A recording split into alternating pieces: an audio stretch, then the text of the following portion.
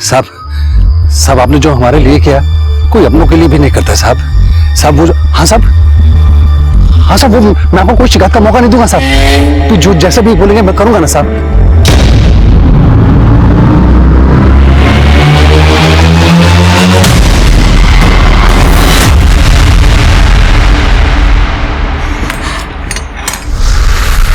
अरे relax relax, chill.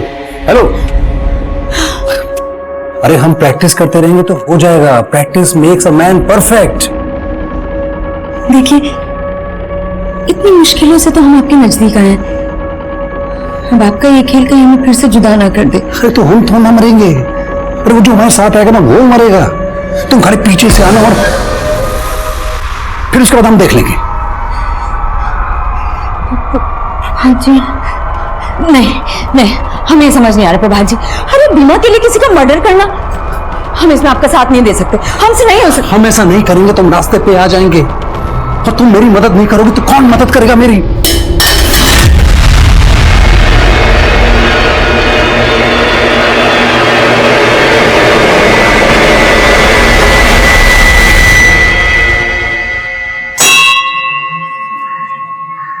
भगवान, हम गलत नहीं हैं क्योंकि आप हमारे साथ हैं।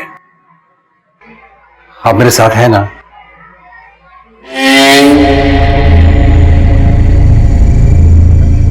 साहब दो ना साहब, कुछ दो ना साहब जी, कुछ दो ना साहब। बहुत भूखा हो साहब जी, कुछ नहीं खाया। भगवान आपकी हर इच्छा पूरी करेगा साहब।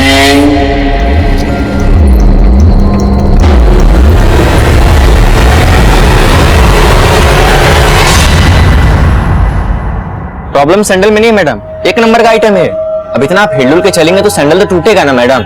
What do you mean by हिलडुल के चलना? मतलब what do you mean to say मुझे चलना नहीं आता है? एक तो रद्दी माल बेच रहे हो, ऊपर से मुझे कर दिखा रहे हो। हाँ? Is he mad? Madam madam, इसका तरफ से हम सॉरी बोलते हैं। पर पापा, पर बात कैसे कर रही है आप देख रहे हैं ना। तुम चुप रहो एकदम। मैडम 2 दिन में आपका सैंडल बनवा के देंगे। 2 दिन के अंदर मुझे अपना सैंडल वापस चाहिए, नहीं तो पैसा वापस लेके जाऊंगी मैं। Stupid idiot fools.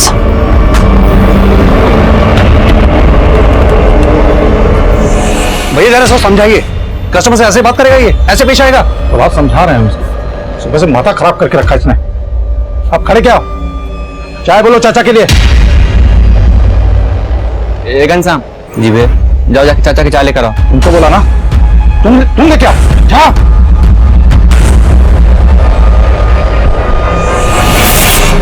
नमस्कार, मैं senior inspector Abhimanyu Jindal, crime Patrol Dastak में आप सभी का स्वागत करता हूं।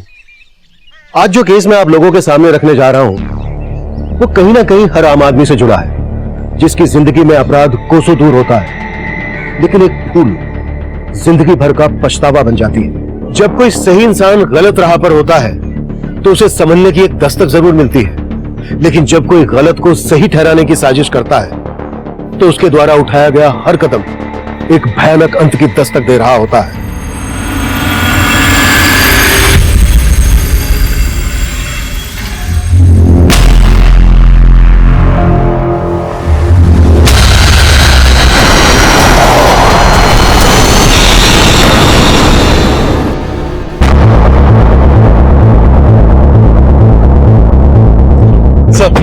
सर इस आदमी का एक्सीडेंट हुआ है। किसी ने कुछ विटनेस किया? किसने उड़ाया इसको? नहीं सर, किसी को कुछ भी मालूम नहीं। सर लोगों ने सुबह यहाँ इसकी लाश पड़ी हुई देखी। हो सकता है इसका एक्सीडेंट रात में हुआ हो। बाड़े आसपास कोई सीसीटीवी? नहीं सर। इसके पास से कोई आईडी मिला? सर इसका ड्राइविंग लाइसेंस मिला है और ये आधार कार्ड। प्रभात जी, प्रभात जी, ये आप लोग क्या हो गए? प्रभात जी, उठिए ना प्रभात जी।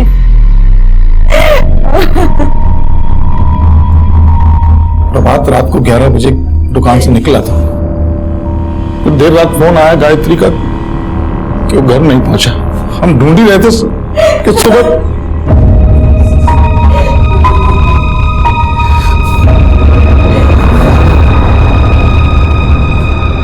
देखिए, लग तो ऐसा रहा है कि हिट एंड रन का केस है। पोस्टमार्टम के बाद बॉडी आपको सौंप दी जाएगी।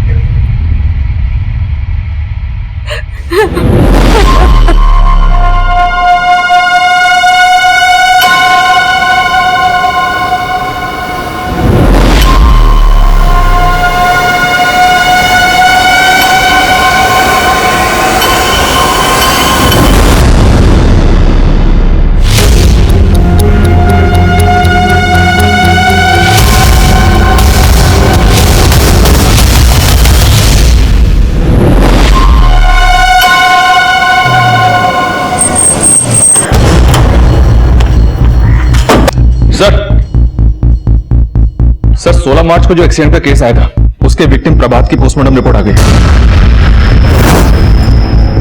देखने से तो लग रहा था कि एक्सीडेंट होगा, पर रिपोर्ट के मुताबिक प्रभात का मर्डर हुआ था। मर्डर? जी हाँ सर, बॉडी पर प्राइमरी इम्पैक्ट पीठ पर है। शायद किसी व्हीकल ने डायरेक्टली प्रभात को पीछे से टक्कर मारी। अगर किसी व्हीकल ने प्रभात की पीठ पर डायरेक्ट टक्कर मारी है, मतलब प्रभात पैदल चल रहा होगा।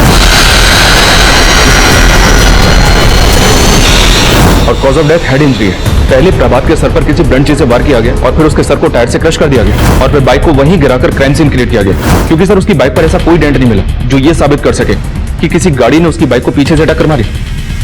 मतलब प्रभात का मर्डर हुआ है और उसे एक्सीडेंट देने की कोशिश की गई है। सर, जिस प्रभात नाम के आदमी की लाश हमें राजनगर में मिली थी, उसका बड़ा भाई आया।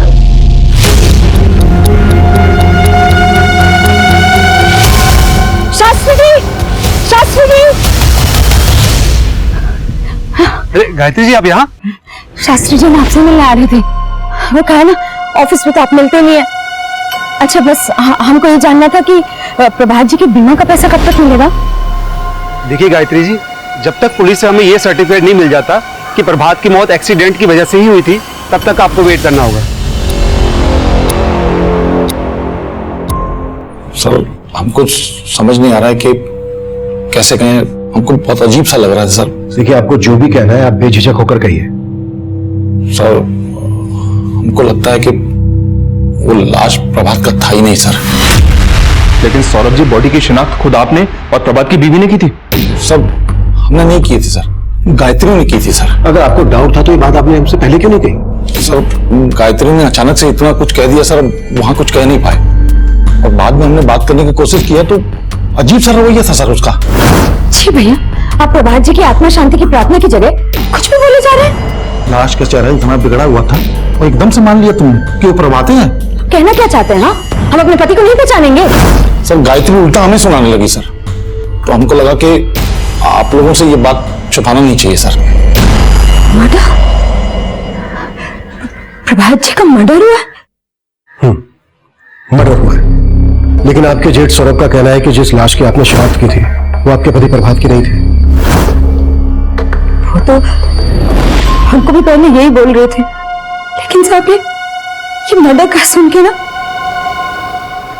हमको हमारे जेठ जी पे शक हो एक गया। मिनट, आप कहना क्या चाह रहे हैं, साफ साफ बताएंगे?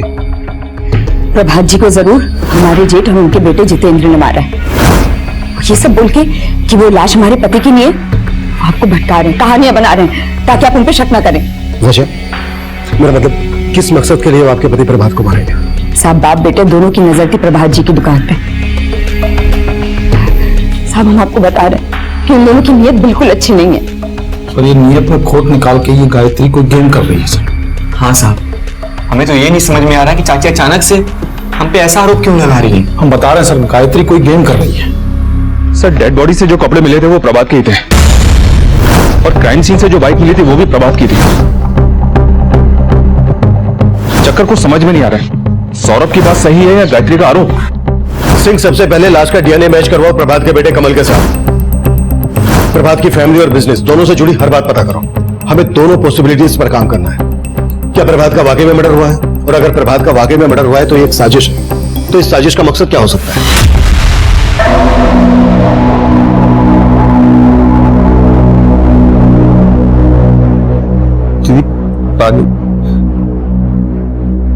दीदी आप टूट जाओगे तो कैसे चलेगा? दीदी रो मत ना दीदी, सब ठीक हो जाएगा। दीदी आप रो मत। आप रो क्यों रहे हो? अरे कमल बेटा, मम्मी नहीं रो रही, वो मम्मी की ना आंख में कुछ चला गया था। तू ये बता, तू कानपुर चलेगा मामा के साथ? चलेगा ना? दीदी आप कानपुर चलो हमारे साथ। वैसे भी जीजा जी के नहीं हर्ष, हम नहीं जाएंगे, हमें अभी यहीं रहना होगा।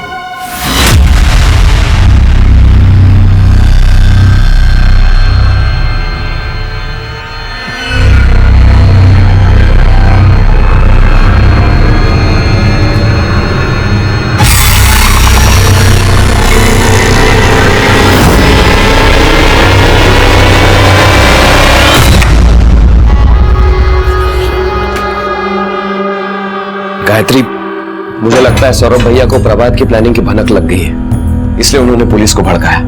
हम भी बाप बेटे की सारी पुलपट्टी खोल दी पुलिस के सामने। हाँ, पर मामला और बिगड़ जाए। तुम इससे पहले इंश्योरेंस के 35 लाख निकाल लो। कैसे निकाले? वो लोग तो वो पुलिस से सर्टिफिकेट? हाँ, सर्टिफिकेट का इंतजार कर रहे हैं और इधर जेठ जी ने पुलिस को भड़का दिया है। इंश्योरेंस कंपनी में एक आदमी है हमारी पहचान का, कुछ ले दे के काम हो सकता है। अरे किसका फोन आ रहा है बार बार? अरे वो हमारे ऑफिस से एक फोन। इस विनायक ने भी ना लटका रखा है। क्या कर रहा है कुछ समझ नहीं आ रहा। ए, अरे क्या ही बच्चों का जूता लगा रखे हुए यहाँ पे, निकालो ये सब। यहाँ पे सिर्फ आज के बाद फॉर्मल सूझ रहेगा, बता दे रहे हैं। लेकिन प्रभात साहब तो बोले थे कि अरे प्रभात सर बस करो प्रभात सर। चच्चा को धंधा करने नहीं आता था, अब धंधा कैसे होता है पापा बताएंगे तुमको। ए, अपने बाप का माल समझे हो क्या? चल क्या रहा है यहाँ पे? नहीं हमें आप यहाँ कैसे बैठे हुए हैं? क्यों? अब तुम बैठोगे गल्ले पे क्या? नहीं, हम नहीं बैठेंगे। घनश्याम तुम बैठोगे। इधर आओ घनश्याम, आज से तुम गल्ले पे बैठोगे और रोज हमें हिसाब दोगे, समझे तुम? जी जी मैम।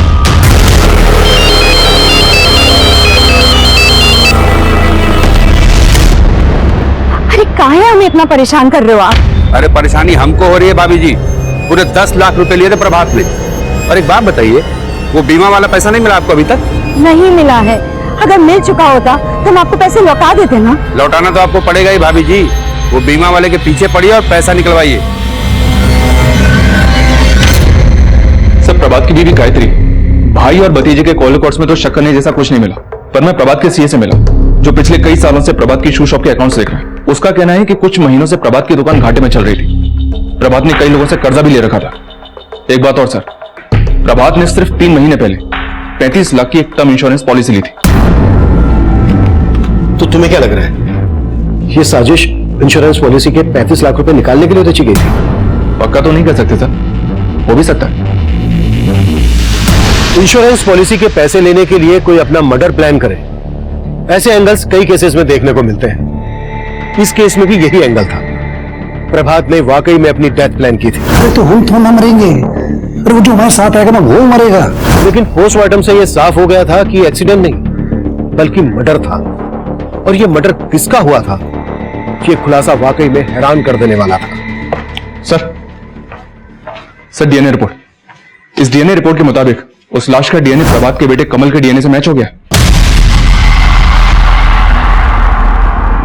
मतलब प्रभात की बीवी गायत्री सही बोल रही थी, ये लाश प्रभात की ही थी। मम्मी, अब ठीक लग रहा है? अभी कुछ ठीक नहीं है, लेकिन धीरे धीरे सब ठीक हो जाएगा। अच्छा मम्मी, पापा कब आए? पापा घर पे नहीं आएंगे। जब हम बाहर घूमने जाएंगे ना, तब वो हमको वहां मिलेंगे, समझे?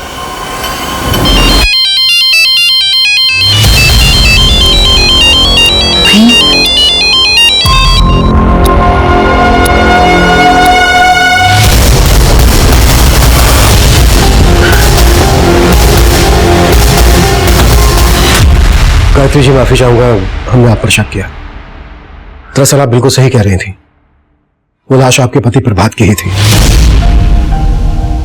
आपने अपने जेठ सौरभ और उसके बेटे जितेंद्र पर शक जताया था। अब हम इसी दिशा में काम कर रहे हैं।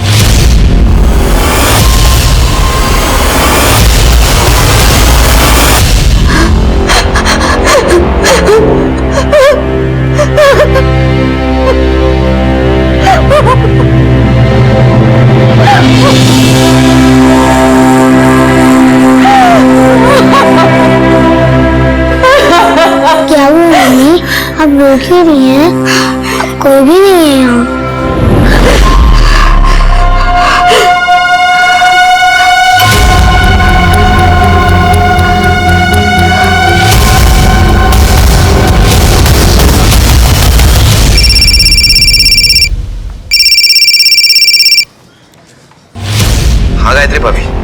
हमको मिलना है तुमसे।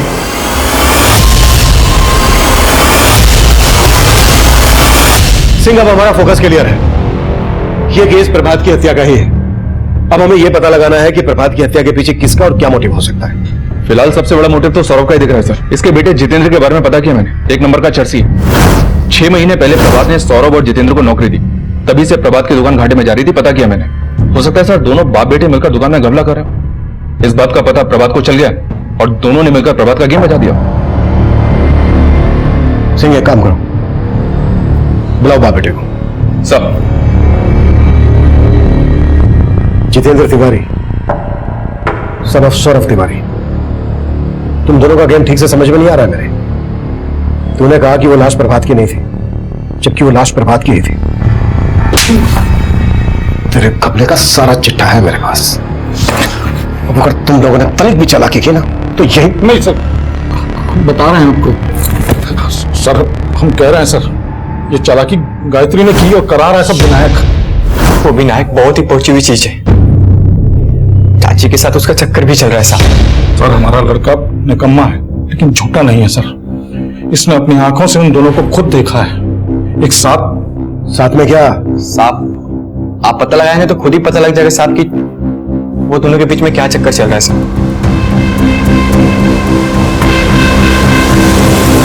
विनायक, अब सर से पानी ऊपर जा चुका है। अगर मुझे पता चला ना कि तुम मेरे साथ कोई गेम कर रहे हो तो तुम्हारे लिए बिल्कुल अच्छा नहीं होगा। क्या अच्छा नहीं होगा? उससे ऐसे दोबारा बात की ना तो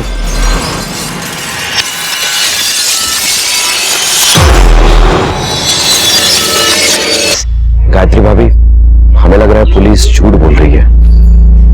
भगवान करे यही सच हो। पर प्रभात जी हमसे बात क्यों नहीं कर रहे हैं? भाभी, उसने कहा था ना कि वो कुछ दिन गायब रहेगा, इसीलिए शायद। प्रभात और गायत्री से जुड़ी कुछ बातें पता चली है सर।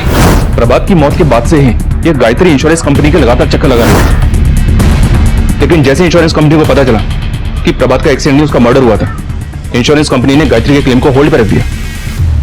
एक और बात पता चले सर, ये विनायक इंश्योरेंस कंपनी के किसी अंदर के आदमी को जानता है जिसको इसने शायद रिश्वत भी ऑफर की थी। इंश्योरेंस कंपनी में एक आदमी है हमारी पहचान का, कुछ ले दे के काम हो सकता है। साले गल्ले पे बैठा साला वो। चाची चाहे जो बोले पर ये दुकान ना मेरा हमारा पप्पा का है। पगला गए हो क्या तुम? पगला गए हो? क्या पकड़ा? बकवास कर रहा है। तुम लोग उसका बात को दिल पे मत लेना, फालतू का पकता है। आप लोग बैठो, दिखाओ सामान। चल चल दिखाओ वहां पे। क्या कर रहे हो? ज्यादा चढ़ा लिया हो क्या? दिमाग को सही रखो, अपना पैर पे कुल्हाड़ी मत मारो। तो जानते नहीं पुलिस हमारा पीछा कर रही है। चलो चलो हमारे साथ चलो। जीवन, प्रभात साहब गलती की इन दोनों को यहां लाके। हमको तो लगता है कि उनको इन्हीं लोगों ने खत्म किया है।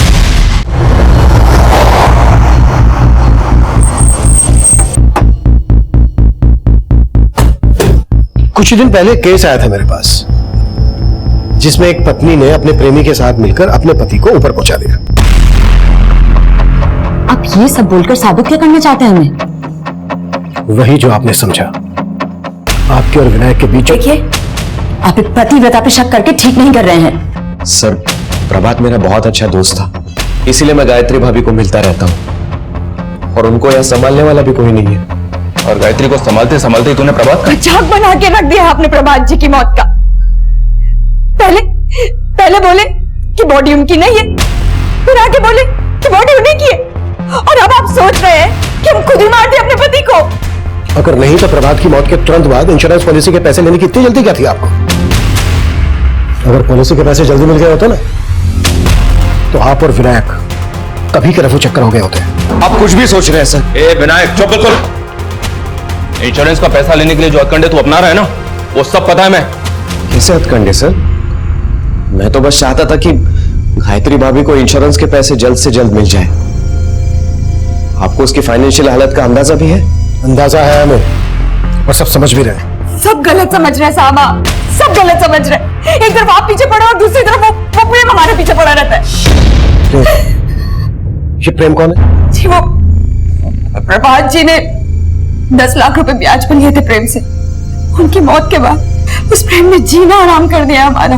लौटाना तो आपको पड़ेगा ही भाभी जी। वो बीमा वाले के पीछे पड़ी और पैसा निकलवाइए। इस प्रेम को पहले से पता था कि प्रभात ने 35 लाख रुपए का बीमा लेकर रखा था अपना। अब साहब वो भूल रहा है तो उसे पता ही होगा। शायद प्रभात जी ने बताया हो उसे। हाँ तो क्या हुआ पैसों करे हैं? भगवान से एक मिनट जबरदस्ती उठवा लाया आप हमको यहाँ पे। अरे सर ये तरीका है क्या? सीधा मुद्दे पे आ, मुद्दे पे। सर माना कि प्रभात पैसे देने की स्थिति में नहीं था, लेकिन हमने कभी उसको धमकी नहीं दी सर। सीधा मार दिया। लेनदार को मार के हम अपना पैसा डुबवाएंगे सर। तुझे पहले से पता था ना कि प्रभात की 35 लाख रुपए की इंश्योरेंस पॉलिसी थी। उसके मरने के बाद वो 35 लाख रुपए उसकी बीवी को मिलते। वो उन्हीं पैसों में से तू अपने 10 लाख रुपए वसूल करने की सोच रहा है उसकी बीवी से। ऐसा कुछ नहीं है सर, बल्कि उनकी पत्नी को तो हमने डेडलाइन दिया था 3 महीने का। इसी तरह की डेडलाइन तुम्हें 15 मार्च तक की प्रभात को दी थी और 15 मार्च तक जो वो अपने पैसे नहीं चुका पाया तो 16 मार्च को तूने उसका मर्डर कर दिया। सर आप हम पे खामोखा शक कर रहे हैं। उस दिन हम घर पे थे, मैच देख रहे थे, हमारा कॉल रिकॉर्ड निकल लिया, चेक करिए सर। तो मुझे मेरा काम मत सिखा और शक तो हम तुझ पे करेंगे, और अगर कुछ भी मिला ना तेरे खिलाफ तो उसका तुझे ब्याज चुकाना पड़ेगा। और अगर हमें बिना इन्फॉर्म किए शहर से बाहर गया तो तेरा असल सूद सब बराबर कर देंगे। चल निकल चल।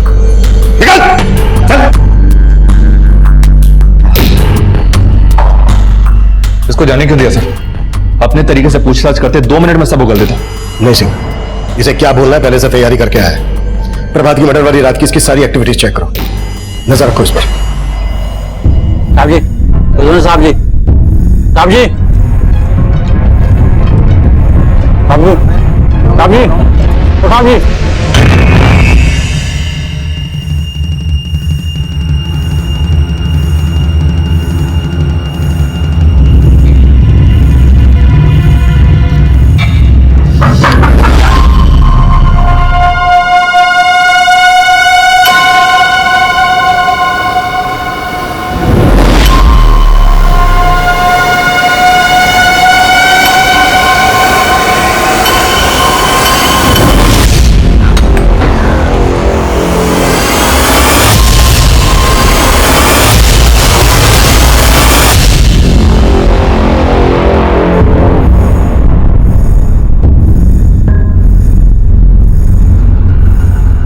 सब दुकान के एक सप्लायर का पेमेंट करना था, तो सुबह दुकान जाने से पहले हम गायत्री के पास पेमेंट का बात करने गए सर। वहां पहुंचे तो देखे ताला लगा हुआ है सर। हम गायत्री को फोन किए, उससे चौप हो रहा था। उसके बाद हम वहां से निकल ही रहे थे कि भीतर से कमल का रोने का आवाज आया सर। हम पड़ोसी को सबको इकट्ठा किए और ताला तोड़ दिया सर। बहुत जगह ढूंढे, बहुत जगह बात किए, गायत्री का कुछ पता नहीं चल रहा है सर।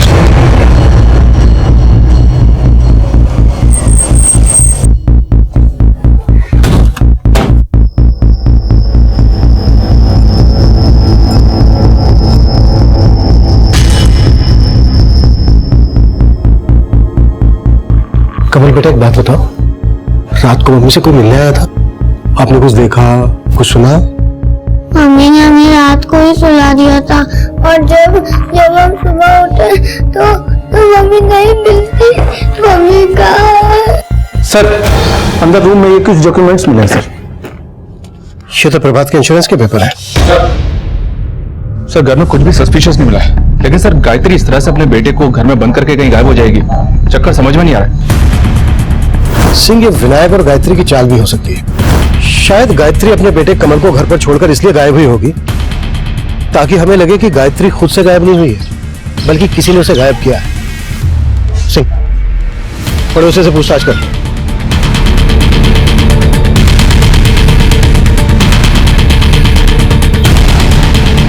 सर हमने रात को तो यहाँ से किसी को आते जाते नहीं देखा, लेकिन आज सुबह जब हम बाजार से घर जा रहे थे तो देखा कि गायत्री के जेठ यहाँ घर के बाहर सबको इकट्ठा कर रहे थे। हम वहाँ पहुंचे तो पता चला कि कमल अंदर बंद है और बाहर से ताला लगा है, मगर फिर गायत्री के जेठ ने पत्थर मार के ताला तोड़ दिया। Thank you sir. पांडे ने गायत्री के कॉल रिकॉर्ड चेक किया। गायत्री को लास्ट कॉल रात को 10 बजे उसके भाई हर्ष ने किया था। फिर गायत्री का फोन ट्रैवल हुआ प्रभात की दुकान वाली एरिया की तरफ। फिर उसी एरिया में तकरीबन रात को 1 बजे गायत्री का फोन स्विच ऑफ हो गया। रात के 1 बजे गायत्री अपनी मर्जी से तो उस एरिया में जाएगी नहीं। सिंह, उस एरिया का डम डेटा स्टडी करो, देखो उसमें कोई सस्पिशियस नंबर मिलता है क्या। और कल रात गायत्री के भाई हर्ष ने गायत्री को फोन किया था, बुला उसको। तब तक सौरभ से बात करते हैं। सर आप हम पे शक कर रहे हैं, हम आपकी मदद कर रहे हैं सर। हम बच्चे को लेके आपके पास आए और आप बताइए सर, रात को 1 बजे हम दुकान पे क्या करेंगे? हम टाइम से सो जाते हैं, चाहे तो पता कर लीजिए आप। हमें क्या क्या पता करना है और क्या क्या नहीं करना है वो हम पता कर लेंगे। फिलहाल हमें यह पता है कि गायत्री का फोन दुकान वाले एरिया में रात के 1 बजे तक एक्टिव था। तुम उसी दुकान पे काम करते हो ना? हाँ सर, काम करते हैं, लेकिन 24 घंटे वहां थोड़ी रहते हैं सर। वो जीवन और घनश्याम रात को वहीं सोते हैं सर। अगर गायत्री रात को 1 बजे गई होगी तो उनसे जरूर मिली होगी सर, पता करिए सर आप। सर ये सौरभ अपना बैकअप प्लान तैयार रखता है, लेकिन यह भी तो हो सकता है कि इस बार ये सच बोल रहा हो। इन जीवन और घनश्याम को उठा लाओ। सर गायत्री का भाई हर्ष आ गया है। सर हमारी दीदी कमल को रात को अकेला छोड़ के कहीं जा ही नहीं सकती सर। आप पता तो कीजिए, जरूर कोई गेम कर रहा है। तुम्हारी दीदी को कल रात 10:15 बजे तुमने फोन किया था, तब कहां थे तुम? कानपुर में सर। जीजा जी के मर्डर के बाद से हम रोजाना दीदी को फोन करते हैं। कल रात को बात क्या हुई थी तुम्हारी गायत्री से? हाँ हर्ष बोलो। दीदी अपना अकाउंट नंबर SMS कर दीजिए। क्यों? वो कुछ पैसे ट्रांसफर करने हैं आपको। नहीं हर्ष, तुम चिंता मत करो, हम संभाल लेंगे। सर हमारी दीदी बहुत स्वाभिमानी है, हमारी तो कभी मदद ही नहीं लेती। अच्छा, जब तुम्हारी कल रात बात हुई तुम्हारी दीदी से तो तुम्हें कुछ खटका, तुमने कुछ नोटिस किया, कुछ अजीब लगा तुम्हें? सर उनकी आवाज से ऐसे ही लग रहा था कि वो बहुत परेशान थी। कुछ बताया गायत्री ने, क्यों परेशान थी वो? सर हमने पूछा उनसे, लेकिन उन्होंने कुछ भी नहीं बताया।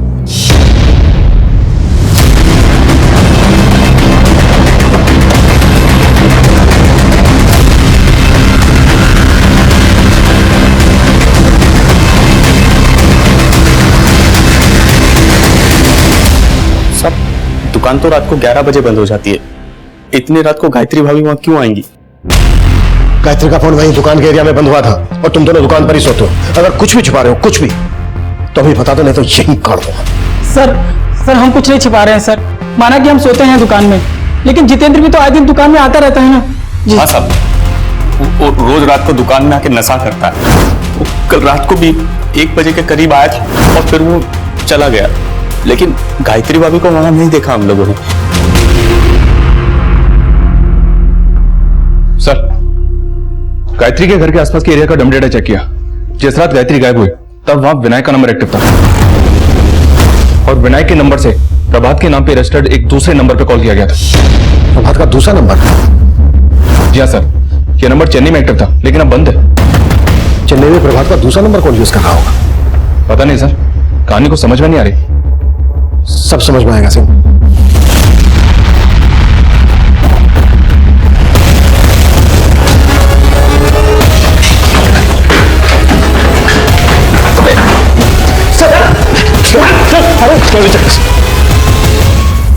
अरे विनायक बाबू, क्या प्लानिंग की है आपने और गायत्री ने? Sir planning? हमने ऐसी कोई प्लानिंग नहीं की थी सर। देखिए सर, मैं मानता हूं कि मैं उस रात गायत्री भाभी को मिलने गया था, लेकिन गायत्री भाभी कहां गायब हो गई? गायब हो गई? छिपा के रखा है उसे कहीं? भाकर भाई जा रहा था ना उसके पास, चेन्नई। चेन्नई? चेन्नई? हाँ चेन्नई। वहां प्रभात का दूसरा नंबर एक्टिव था। नहीं सर, मुझे सच में इसके बारे में कुछ नहीं पता। ऊपर देख, ऊपर देखो। सर बता रहा हूं सर। तुम जल्दी क्या है? अब बोल। सर प्रभात का ये नंबर अंजलि यूज करती थी। कौन अंजलि? अंजलि उसकी गर्लफ्रेंड थी। प्रभात की गर्लफ्रेंड? जी सर, प्रभात और अंजलि का अफेयर चल रहा था। वो प्रभात की कस्टमर थी और दोनों में प्यार हो गया था। प्रभात और अंजलि हमेशा मेरे घर में ही मिला करते थे। सर प्रभात में और गायत्री भाभी में पहले हमेशा अनबन हुआ करती थी। अंजलि को पाने के लिए उसने फिर से गायत्री भाभी से रिश्ता सुधारना शुरू कर दिया और इसीलिए उसने अपना फेक डेथ प्लान कर दिया। Fake death? मेरी जगह कोई और मरेगा और इंश्योरेंस के पैसे पाने के लिए मुझे गायत्री को अपने फेवर में करना पड़ेगा। अंजलि तुझे इतनी पसंद है तो तू गायत्री भाभी से डिवोर्स ले ले। अरे तेरा दिमाग खराब है? सर से लेकर पैर तक मैं कर्जे पे डूबा पड़ा हूं यार। मैंने सब सोच लिया। मेरी फेक डेथ के बाद तुझे गायत्री को इंश्योरेंस के पैसे दिलवाने में मदद करनी पड़ेगी। सर वो अंजलि के प्यार में इतना पागल हो गया था कि दूसरे की लाश को अपनी लाश साबित करने का प्लान कर चुका था। दूसरा कौन? सर इसके अलावा मुझे कुछ नहीं मालूम सर। सर हाँ, लेकिन उसने किसी को तो टारगेट किया था जिसका वो शायद मर्डर करने वाला था, लेकिन जब पता चला कि प्रभात का ही मर्डर हो गया तो कुछ समझ में नहीं आया। वहां चेन्नई में अंजलि प्रभात का इंतजार कर रही थी। विनायक, मैं तुम्हें कब से कॉल कर रही हूँ, तुम मेरा फोन क्यों नहीं पिक कर रहे हो? और इधर मैं गायत्री भाभी को इंश्योरेंस के पैसे दिलवाने में मदद कर रहा था। इंश्योरेंस कंपनी में एक आदमी है हमारी पहचान का, कुछ ले दे के काम हो सकता है। कल रात गायत्री से मिलने क्यों गया था उसके घर? वो तो गायत्री भाभी ने खुद फोन करके बुलाया था। सर गायत्री भाभी रोजाना प्रभात के बारे में पूछती थी, उस रात भी उन्होंने प्रभात के बारे में ही पूछने के लिए बुलाया था। तुम बोले थे कि पुलिस झूठ बोल रही है कि प्रभात जी का मर्डर हुआ है, तो अगर प्रभात जी का मर्डर नहीं हुआ है तो प्रभात जी का है? भाभी हमें नहीं पता। नहीं पता मतलब? हाँ, हमें तो लग रहा है कि पुलिस जो कह रही है शायद वही सच हो। उसके लिए आंसू बहाने की जरूरत नहीं है, वो आपको धोखा दे रहा था। हाँ, उसका दूसरी लड़की के साथ चक्कर चल रहा था। कौन लड़की? सर उस रात गायत्री भाभी ने अंजलि के बारे में पूछा और हमें जबरदस्ती अंजलि को फोन करवाया। सर गायत्री भाभी की आवाज सुनते अंजलि ने फोन कट कर दिया। उसके बाद मैं वहां से चला गया, मुझे नहीं पता सर उसके बाद क्या हुआ और गायत्री भाभी कहाँ है और प्रभात को किसने मारा। अंजलि का कोई फोटो है तेरे पास? हाँ sir, social media messenger DP में उसका फोटो है सर। सर हाईवे के पास एक औरत की लाश मिली।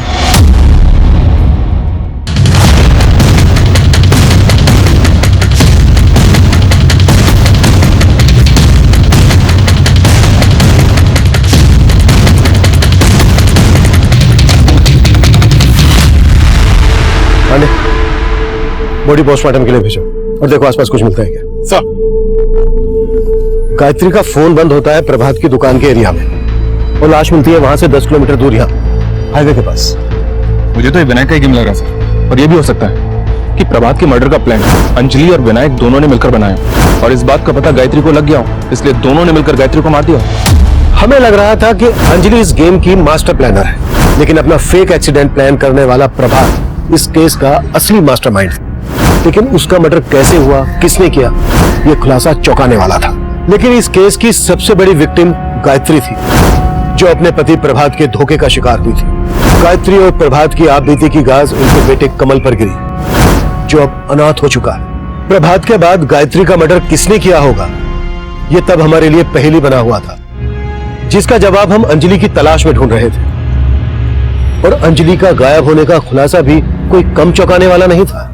सर विनायक ने कहा था कि अंजलि इंद्रपुरम में रहती थी। इंद्रपुरम पुलिस से कांटेक्ट किया तो उन्होंने बताया है कि वहां एक लड़की की मिसिंग कंप्लेंट फाइल हुई थी। रिपोर्ट में लड़की का चेहरा तो अंजलि से मिलता था, पर कंप्लेंट किसी सोनाली शर्मा के नाम से फाइल हुई थी और ये कंप्लेंट करने वाला कोई और नहीं, अंजलि उर्फ सोनाली का फादर ही है। मैंने बात की उनसे। सर ये अंजलि नहीं है, मेरी बेटी सोनाली है और मैं किसी प्रभात को नहीं जानता सर। सोनाली करती क्या है? एस्पायरिंग मॉडल है सर, और हमें ये बात पसंद नहीं है। ये सोनाली गायब कब से है? 9 मार्च से। प्रभात का मर्डर होता है 16 मार्च को और ये लड़की अंजलि उर्फ सोनाली 9 मार्च को गायब होती है।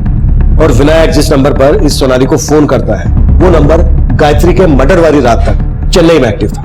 I'm sure sir, कि विनायक कोई गेम खेल रहा है। लेकिन सर इस विनायक ने जितना बोला है उसके आगे कुछ उगल नहीं रहा है। इसका तो ये भी कहना है कि वो ये तक नहीं जानता कि अंजलि का असली नाम सोनाली है। इस सोनाली का कैसे भी करके पता लगाना होगा सिंह, यही हमें इस केस की जड़ तक लेकर जाए।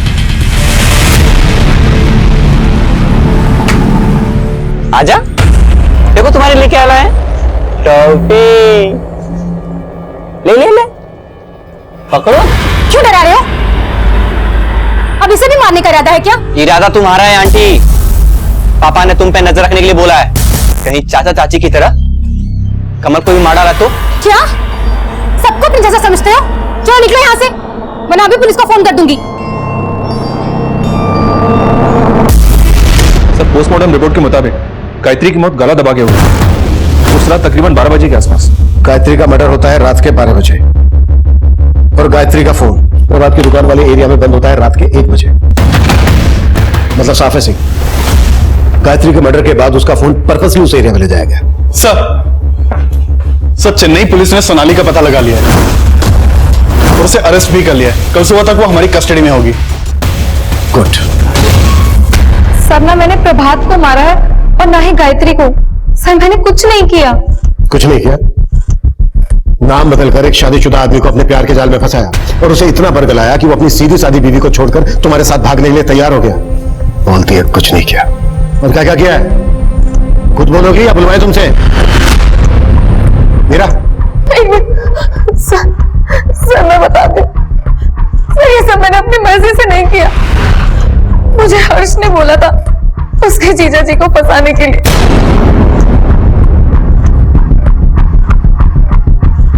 अमन बेटा क्या हुआ? चल आइसक्रीम खाने चलते। चल चल चल चल। और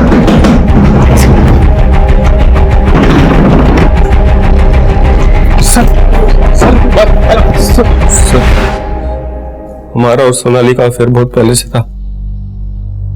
हमने इस सोनाली को बताया था कि हमारे जीजा जी गाजियाबाद में रहते हैं। और सर प्रभात के शॉप में अक्सर जाया करती थी। प्रभात जिस तरह मेरे साथ पेश आता था मुझे लग रहा था कि वो मेरे साथ फ्लर्ट कर रहा है। और जब मुझे पता चला कि प्रभात हर्ष की जीजा है तो वो प्लान हर्ष ने ही बनाया था। कैसा प्लान? कैसा प्लान? हमें लगता था कि हमारे जीजा के पास बहुत पैसा है, हमें पैसे की जरूरत थी सर।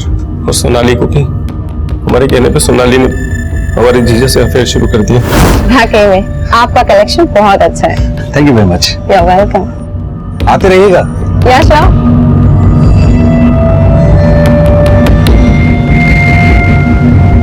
प्रभात ने मुझे फोन करने में जरा भी देरी नहीं की। तो प्रभात के खाते और कर्ज लेने की वजह यह थी कि वो तुम पे पैसे उड़ा रहा था। हाँ सर, लेकिन प्रभात के फेक एक्सीडेंट का प्लान प्रभात ने खुद बनाया था। हमने उसका मर्डर नहीं किया। मैं तो तब चेन्नई में थी। लेकिन हर्ष यही था। जिस रात गायत्री का मर्डर हुआ उस रात तो कानपुर से यहाँ गाजियाबाद आया था, सब पता लगा लिया हमने। अब तो खुद बोलेगा या फिर? मानते हैं सर कि हमने अपनी दीदी को मारा सर, लेकिन अपने जीजा को हमने नहीं मारा सर। विनायक ने हमारी दीदी को सोनाली के बारे में सब कुछ बता दिया था। उस रात दीदी ने हमें फोन किया और सोनाली के बारे में बात करने लगी। तुम्हारे जीजा जी का कभी चक्कर चल रहा था, हमको धोखा दे रहे थे। क्या बोल रही है दीदी? ऐसा कुछ नहीं, आप बेवजह परेशान हो रही है। ऐसा ही है हर्ष, हमें विनायक ने बताया सब कुछ। कोई लड़की है अंजलि नाम की, चेन्नई में रहती है। हमें लगता है कि ये सब ना उसने ही किया। तुम्हें पता है हमने ना विनायक से उसका नंबर ले लिया। बस हम अभी के अभी जाके पुलिस को उसका नंबर दे देंगे। दीदी वो आप वो अंजलि की बात कर रही हो क्या? वो जो चेन्नई में रहती है? हाँ, और उसको तो हम जानते हैं दीदी। उसको तो आज हमने सुबह हाईवे पे देखा। दीदी आप एक काम करिए, आप हाईवे पे आ जाइए, हमने उसका घर देखा हुआ है। दीदी हमारी बातों में आ गई।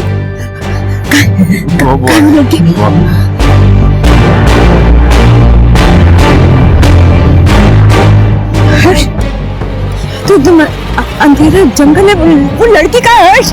सॉरी दीदी। सॉरी क्यों? और गायत्री को मारने के बाद तो गायत्री का फोन लेकर प्रभात की दुकान वाले एरिया में गया। तुझे लगा कि हम सौरभ और उसके बेटे जितेंद्र पर शक करेंगे? हाँ सर, लेकिन हमने अपने जीजा को नहीं मारा सर। सर हमारा प्लान तो ये था कि जब हमारा जीजा हमारी गायत्री दीदी से इंश्योरेंस का पैसा लेकर उनको डिच करेगा तो हम अपने जीजा को डिच करके भाग जाएंगे सर।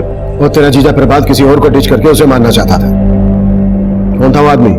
सर प्रभात रोजाना एक मंदिर जाते थे, वहां पर एक बंसी नाम का भिखारी है। भगवान आपकी हर इच्छा पूरी करेगा साहब। प्रभात अपने फेक एक्सीडेंट के लिए उसे बलि का बकरा बनाना चाहता था और मुझे लगता है सर ये उसी ने किया है। प्लान के मुताबिक जब प्रभात चेन्नई नहीं आया तो मैंने हर्ष को कहा उसका पता करने के लिए। सब पहले तो बंसी गायब था, लेकिन फिर जब उनको मिला तो बिल्कुल नए कपड़े डाला हुआ था सर।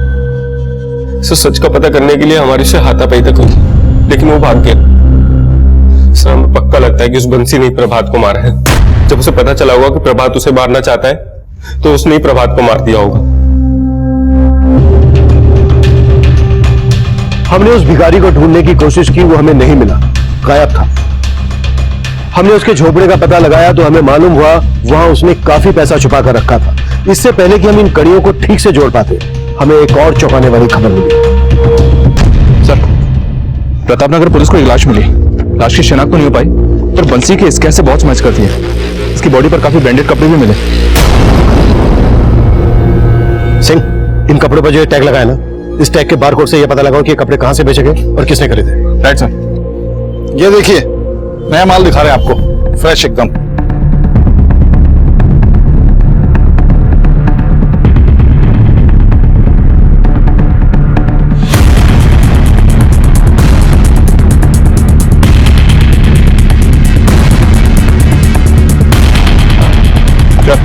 सर मुझे कहा नहीं जा रहा, मैंने क्या किया सर? बंसी के लिए कपड़े तो नहीं खरीदे थे ना? बंसी? सर लेकिन सर आप लोग क्या कह रहे हैं, हमें कुछ समझ में नहीं आ रहा है। सीसीटीवी में बंसी के लिए कपड़े खरीदता हुआ दिखा है तो? सर कौन से कपड़े सर? हमने नहीं खरीदे। ऊपर देख। सर बताते हैं सर, मारिए मत, बताते हैं। हमने ही मारा है बंसी को, क्योंकि बंसी ही जानता था कि हमने प्रभात भैया का भी खून किया था। प्रभात को क्यों मारा? प्रभात भैया के गले से पैसे उस जितेंद्र ने चुराए और उन्होंने हम पर शक किया। लेकिन भैया हमने चोरी नहीं की भैया। जिस थाली में खाना खाता उसे भैया हमने नहीं चोरी की भैया। पीछे मत आओ, तू निकल यहाँ से। सर प्रभात भैया को उस समय तो यकीन नहीं हो रहा था। उन्हें उनकी गलती का एहसास हुआ और उन्होंने फिर से मुझे काम पर बुला लिया। जीवन, आई एम सॉरी भाई। वो बस कीजिए ना भैया, हम तो हमेशा आपको अपना बड़ा भैया ही मानते हैं। मैं अपनी बेइज्जती भूला नहीं था। प्रभात भैया को लगता था कि मैं उनके लिए कुछ भी कर सकता हूँ, इसलिए उन्होंने उस नकली एक्सीडेंट के प्लान में मुझे शामिल किया।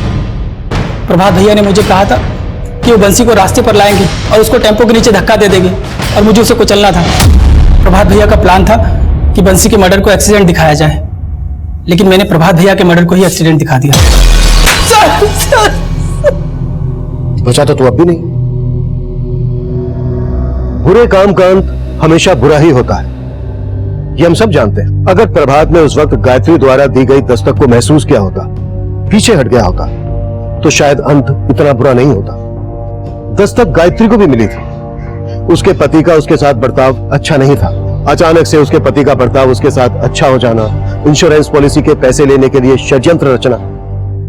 लेकिन गायत्री इस दस्तक को महसूस नहीं कर पाई और गायत्री के साथ साथ इसका खामियाजा उसके बेटे कमल को भी उठाना पड़ा। कमल हमेशा के लिए अनाथ हो गया। देखते हैं हमारे आज के एपिसोड की दूसरी कहानी।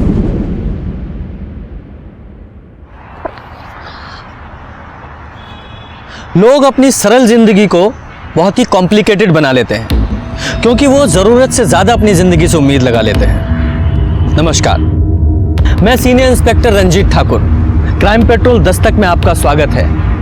यह केस तब का है जब मैं बिहार के भागलपुर के नाथनगर पुलिस स्टेशन में पोस्टेड था। जब यह केस मेरे सामने आया तो मुझे जिंदगी का एक अलग ही पहलू देखने को मिला। अनैतिकता का ऐसा घिनौना खेल मैंने अपनी जिंदगी में पहले कभी नहीं देखा था। 3 साल पहले डेथ हो गया था उनका। मरा हुआ आदमी से शादी हुआ हमरा। बहुत विचित्र तरीका से हमरा शादी हुआ। मंगलम भगवान विष्णु मंगलम गरुड़ध्वजा मंगलम भगवान पुंडरीकाक्षाय मंगलाय तनोहरि। अब वधू वर को वरमाला पहनाएगी।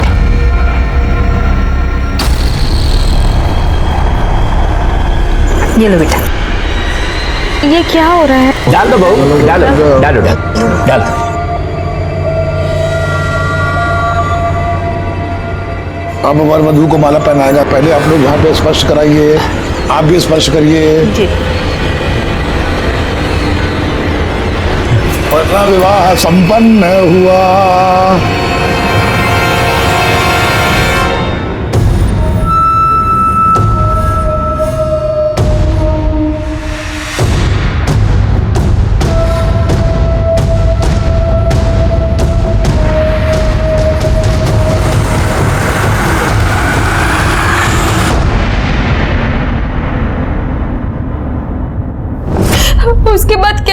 को कुछ याद नहीं है। जब आप सुबह सो के उठी तो आपके बगल में कोई था? बोलिए। जी भानु। कौन भानु? जिस मरा हुआ आदमी से अपना शादी हुआ ना, उसका छोटा भाई। यादव जरा पता कीजिए। सर चलिए। अरे किसी को कुछ होश वोश है कि नहीं? घर से बहू बाहर निकल गई है, हर कोई कह रहा है हमें नहीं मालूम, हमें नहीं मालूम। अरे किसी को कुछ बताओ तो कि कहाँ गई है वो? अरे तभी ना कह रहे हैं, इतना सब लोग हो तुम लोग, देख नहीं सकते थे कौन कहाँ जा रहा है? लेकिन हम तो अभी सो के उठे हैं। तुम तो सोते रहो बस। और तुम कहाँ थे रे? अरे भैया हम तो बेडरूम में ही थे ना, पता नहीं कब उठ के चली गई। और आप लोग चिल्लाइए मत, हम जा रहे देख के आ रहे हैं। तो खाली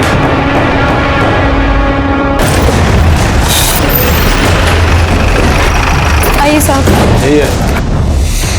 पापा पुलिस पुलिस कहा हुआ बहू? दरोगा जी, लड़की बोल रही है कि मरा हुआ आदमी से शादी करवाएं आप लोग इसका। मरा हुआ आदमी? इसका तो दिमाग खराब हो गया है। ये हमारा बेटा है छोटा भानु, इसके साथ ब्याह हुआ इसका। ए जाओ एल्बम लेके आ जरा। हाँ भी लाते हैं। देखिए जब आप एल्बम देखिएगा आपको सब पता चल जाएगा। अरे बारात गई, विधि विधान से शादी हुआ, अब कैसे समझाएं हम आपको? अरे लाओ। ला रहे हैं। ले लीजिए।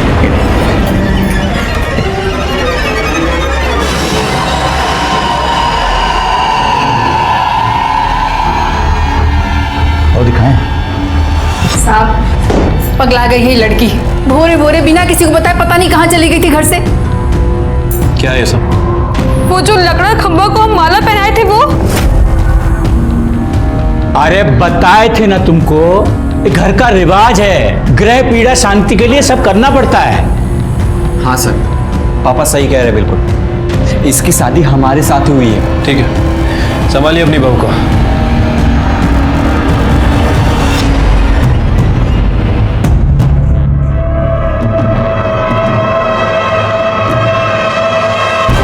सर लड़की का मानसिक संतुलन ठीक नहीं है, कुछ भी बोल रही है सर।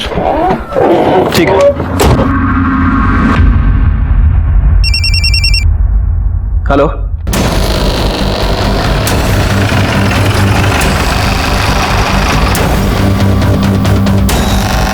हटिए आपका।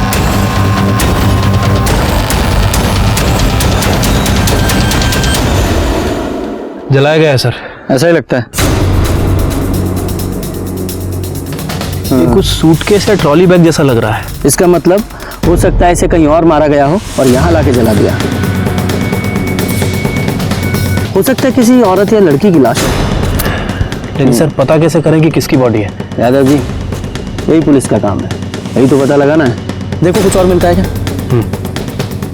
हाँ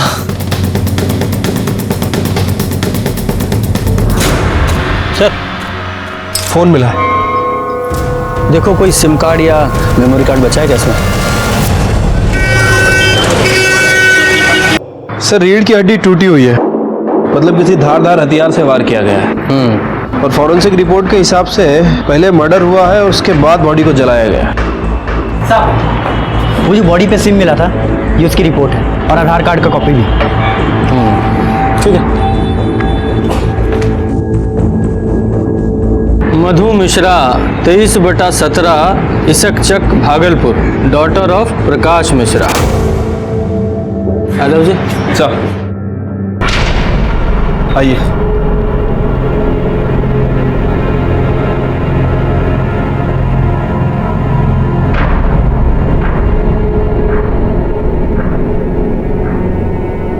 एक मिनट रुकिए। देखिए सिर्फ कंकाल ही बचा है और बॉडी का पहचान सिम कार्ड से हुआ है। इसे पहचानते हैं आप दोनों? ये हमें बॉडी के पास मिला है।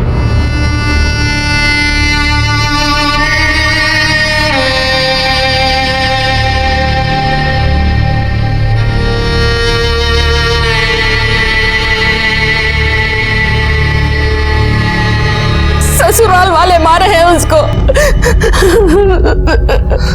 साहब वहां पर उसका किसी के साथ झगड़ा हो गया था।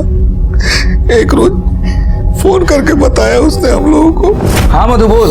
पापा हमारा शादी फर्जी है। अरे क्या बोल रही है? क्या पागलों जैसा बात कर रही है? हाँ पापा, 3 साल पहले ही मर चुका है वो। हाँ? मधु। पापा हम आपको बाद में फोन करते हैं। उसके ससुर को फोन किए हम, वो तो फायर हो गए। कहने लगे कि आपके आंखों के सामने आपके आंगन में अपने छोटे बेटे भानु के साथ शादी किया था। एक मिनट, क्या नाम बताया? भानु। भानु, ये आपकी बेटी की शादी कहाँ हुई थी? वो ठेकेदार है ना साहब, लल्लन चौबे उन्हीं के हैं। तिलक माझी चौक वाले? जी साहब। सर ये तो वही लोग हैं। और वो लड़की सुमन, उसने भी इन लोगों के बारे में बताया। सुमन तिवारी नाम की औरत पहले ही मेरे थाने में आ चुकी थी, और फिर ये मधु मिश्रा का केस। दोनों ने ही भानु चौबे का जिक्र किया था। दोनों औरतों की कंप्लेन भी एक जैसी थी। कौन था ये जो एक मरे हुए आदमी से जिंदा लड़कियों की शादी करवा रहा था, और क्यों? और फिर उन दोनों में से एक औरत की हत्या हो गई, और जब उसकी जांच करने हम लल्लन चौबे के घर पहुंचे तो वहां एक अलग ही महाभारत छिड़ गया। आप लोगों ने धोखा किया हमरे साथ। आप लोग पुलिस को बहला सकते हो, हमको नहीं। और तुम कितनों को बेवकूफ बनाए हो? हाँ, चुप कर, नहीं तो अभी हम तुम्हारा, नहीं तो क्या क्या करेंगे? चुप, बहुत जुबान चलने लगा तुम्हारा। बाबूजी इलाज करना पड़ेगा इसका। अच्छा, इलाज करेंगे आप हमरा? हाँ, क्या इलाज करेंगे? क्या हो रहा है? ये सब किए हैं, हमारी लड़की इन लोगों के चलते मारी गई, और ये मारे हैं उसे। क्या बकरी है तू? हम बकरे हैं, हम बकरे हैं। कमी नहीं, हम तुम्हें छोड़ेंगे नहीं। शांत। क्या हो रहा है? देखिए सर, हम आपको बताते हैं। हाँ हाँ देख लिया। पहले ये बताइए कि किस मरे आदमी से आप लड़कियों की शादी करवा रहे हैं? फालतू का बात है सर, मरे हुए आदमी से किसी का शादी होता है भला? ये जो है मिश्रा जी, इनके बेटी से हमारे बेटे भानु का शादी हुआ है बस। पर इस भानु की शादी तो सुमन के साथ हुई थी ना?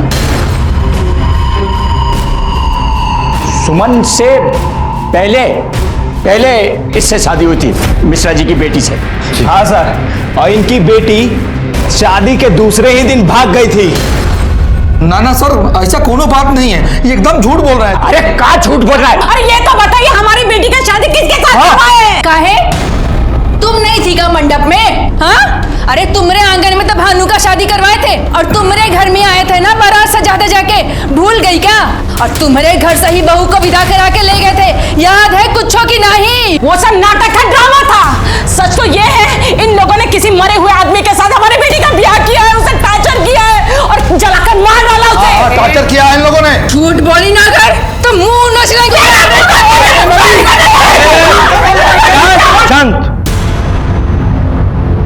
जाइए आप लोग, अपने घर जाइए, जाइए। इन लोगों को छोड़िएगा मत, हमारी बेटी को जलाकर मार दिए हैं ये लोग।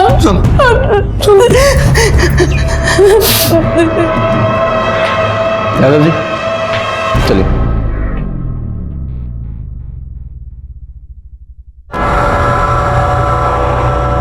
ये फोटो किसकी है?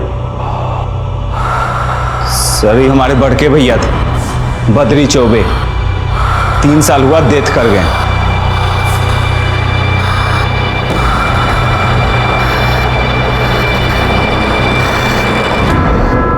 यादव, ये मधु शादी के एक दिन बाद ही अपनी ससुराल से निकल गई, तो फिर गई कहाँ? साहब, ये मधु मिश्रा के सिम के कॉल रिकॉर्ड। हाँ ठीक है यादव जी, कॉल रिकॉर्ड के हिसाब से तो मधु का फोन सुबह 7:23 पे बंद हुआ था, है? मोबाइल लोकेशन के हिसाब से पहले वो तिलक माझी से इसक चौक गई, मतलब अपने ससुराल से निकल के अपनी माँ के घर। हाँ, और उसके 20 मिनट बाद नाथनगर, वहाँ उसका फोन 7:23 पे बंद हुआ है। मतलब मधु अपने ससुराल से निकल के अपनी माँ के घर गई, फिर अपनी माँ के घर से निकल के कहीं और चले गए। लेकिन सर मधु के माँ बाप ने हमसे ये बात नहीं बताई थी।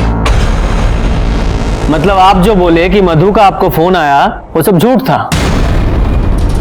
सर फोन नहीं आया था, वो खुदे आ गई थी शादी के एक दिन बाद। अरे आ रहे हैं भाई, कहा हुआ? सुबह सुबह आ गया।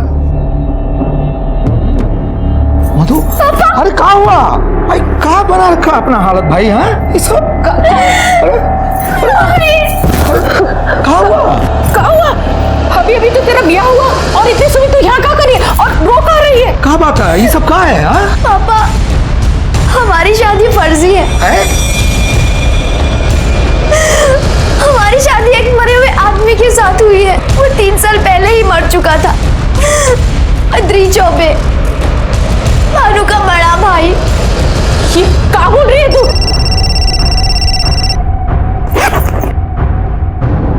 हेलो, हाँ हम घर पहुंच चुके हैं, बस आते हैं। किसका फोन था? वो राजेश राय, दोनों में दोस्ती थी ना। मतलब दोनों के अफेयर वाली बात सच है? अरे सर बोले ना, इसीलिए तो हम लोग किसी से कुछ बोले ही नहीं। एक तो गलत जगह ब्याह हो गया और ऊपर से बेटी का अफेयर। किससे लड़ते हैं? ससुराल वाले से। ये किससे FIR करते हैं सर? पीछा नहीं किया उसका? सर वो घर से बाहर निकली, हम भी उसके पीछे गए, लेकिन बाहर ऑटो खड़ा था, उस पर बैठ के वो निकल गई साहब। और उसके जाने के बाद आपने उससे कांटेक्ट करने की कोशिश नहीं की और ना ही उसने आपसे? बहुत सोच समझ के उसका ब्याह तय किए थे, लेकिन हमको क्या मालूम था कि उसका अफेयर था। अफेयर तफेयर हम नहीं जानते। हमारी बेटी के साथ उसके ससुराल में बहुत अत्याचार हुआ है, नहीं तो काहे भागती वो वहां से?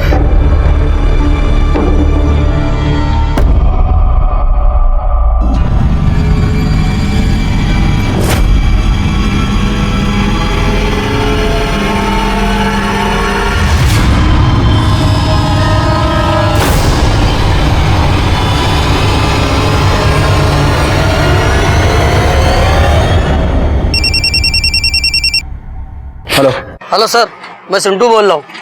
राजेश राय का पता चल चुका है। देखो खबर है कि बॉडी मिल गया है। भाग लो बेटा। और हाँ सुनो, पुलिस ने पकड़ा तो हमारा नाम मत लेना। अरे ऐसा कुछ नहीं होगा, तुम फोन रखो अभी।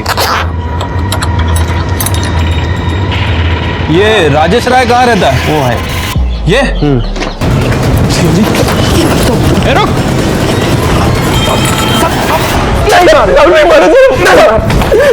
नहीं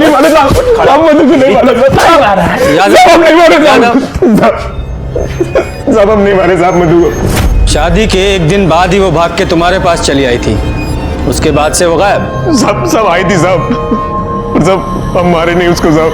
सब 3 साल से लव करते थे साहब उसको, जबरदस्ती शादी फिक्स कर दिया साहब उसका। वो तो सुसाइड तक का सोच रही थी साहब। तो हम बोले कि मिलो हमसे।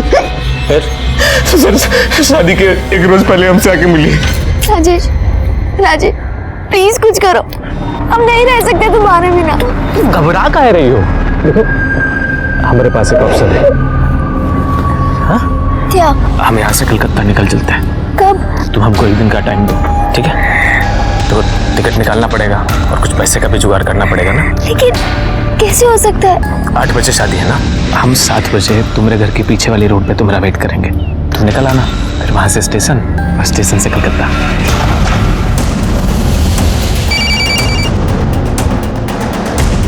कहाँ हो तुम? मधु हम आ रहे हैं। बारात बस पहुंचने ही वाली है। तुम चिंता ना करो, हम आ रहे हैं, पहुंच रहे हैं ना।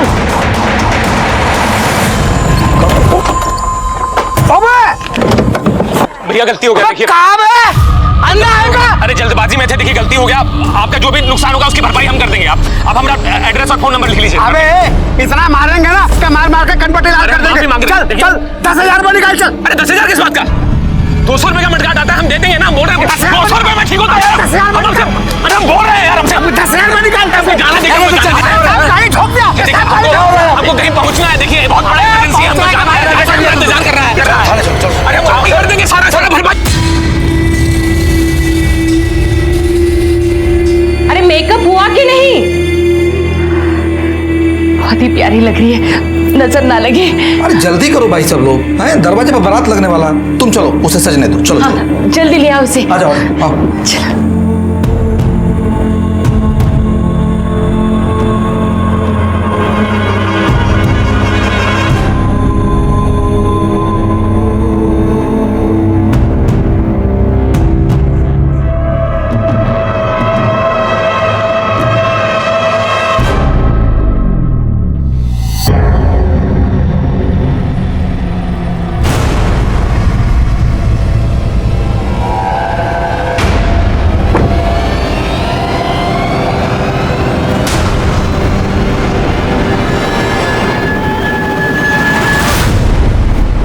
मधु हमसे गलती हो गया, देखो लाइफ ओवर हो गया है हमारा, ओवर। तुमने हमें धोखा दिया और यहाँ भी हमारे साथ धोखा हुआ है। मधु देखो तुम रो मत मधु, हम है ना, हम सब संभाल लेंगे मधु, हम है ना, हम आ रहे हैं। नहीं, अभी नहीं, यहाँ बहुत लोग हैं, तुम्हें मार देंगे। हाँ तो मधु मेरी बात सुनो, देखो वो जो नाथनगर वाला पानी का टंकी है ना, तुम सुबह 6 बजे वहां आ जाना, हम पहुंच जाएंगे। दुल्हन, ओ दुल्हन,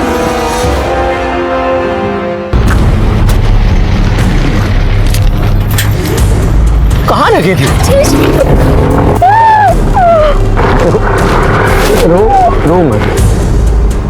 तुम आए क्यों नहीं? देखो यकीन करो, हमारा एक्सीडेंट हो गया था। हमारा शादी फर्जी हुआ है। फर्जी मतलब? जिससे हमारा शादी हुआ है वो पहले से ही मरा हुआ है। मतलब शादी हुआ ही नहीं तुम्हारा? पर राजेश, रात में कुछ हुआ हमारे साथ। कोई था कमरे में हमारे बेड पे, हम बेहोश थे, पर सच में हमारे साथ कुछ हुआ।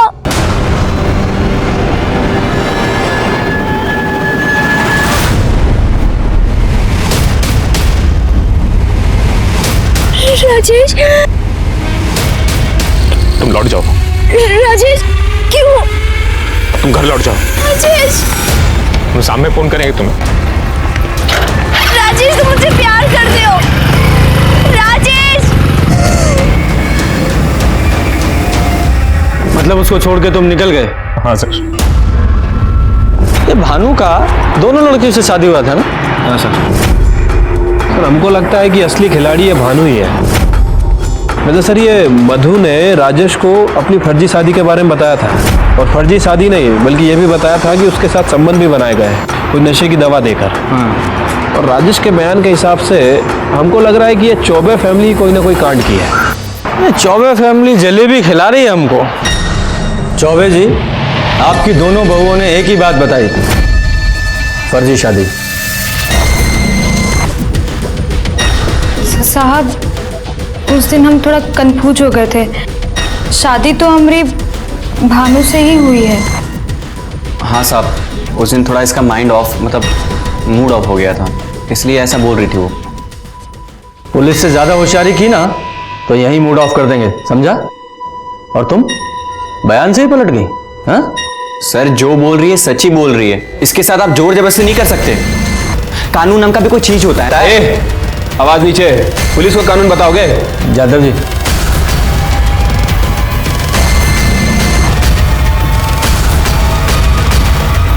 चलिए।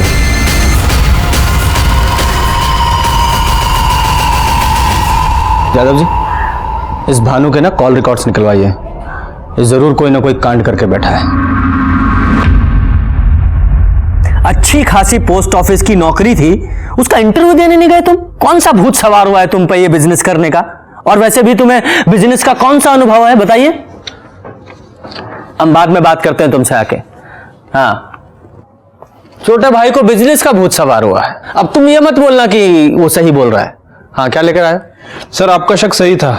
जिस दिन मधु का मर्डर हुआ उस दिन भानु की फोन की लोकेशन इशक चक का था। तिलक मांझी से इशक चक, यानी कि भानु लड़की का पीछा कर रहा था। यादव जी, इस भानु को अरेस्ट करो, इससे पहले कुछ और कर दे। ठीक है सर, एक मिनट। हेलो, क्या? एक काम कीजिए, फॉरेंसिक को भेजिए, हम लोग आ रहे हैं। यादव जी, फॉरेंसिक किस लिए? सर वो चौबे जी के घर चलना होगा, तिलक मांझी।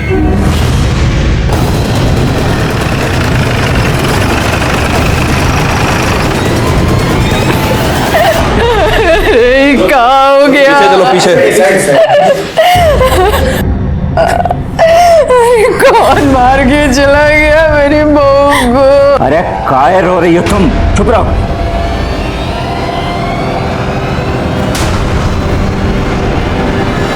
बॉडी सबसे पहले किसने देखी? हमने देखा था, वो यहाँ कोयला लेने आए थे तो दिखे। साहब, घर में थी, सुबह एकदम अच्छी खासी थी, पता नहीं आग करने आई और कौन मार गया। जा, पूरे घर की तलाशी लो, देखो कोई कुल्हाड़ी या गड़ासा जैसी चीज मिलती है क्या।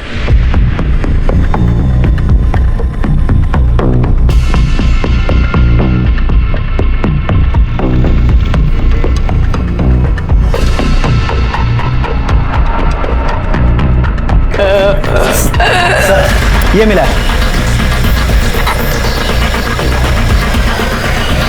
कहाँ मिला ये? सर पीछे छज्जे पे रखा हुआ था। हाँ, क्या है ये? हम नहीं जानते हैं साहब, हमने किसी को नहीं मारा है। और तुम्हारा वो दूसरा बेटा भानु कहाँ है वो?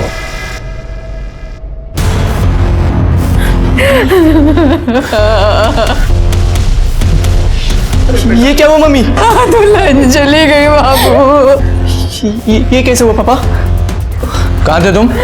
साहब वो तो हम बरारी गए थे वो सीमेंट लेने के लिए। ये पर्ची रहा। ये तो कल की डेट की है। हाँ वो पैसा बकाया था ना साहब, तो पैसा ही देने गए थे हम। बकाया देने गए थे या इसको मार के भागे थे? और मधु को भी इसी कुल्हाड़ी से मारा था ना?